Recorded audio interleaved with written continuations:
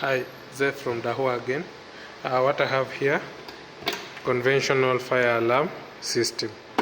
This is the simplest fire alarm system that is split into zones. So like this is a 4 zone, we also have an 8 zone.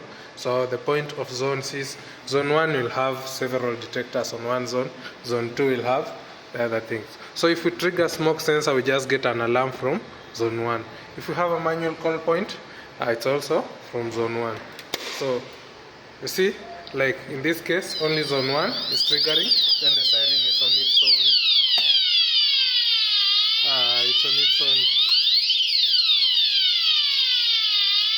So I will silence the sounder.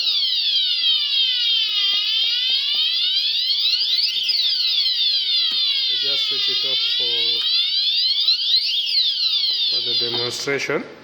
So the objective for that is we activate a zone, we trigger the sounder, then you can use the panel to control.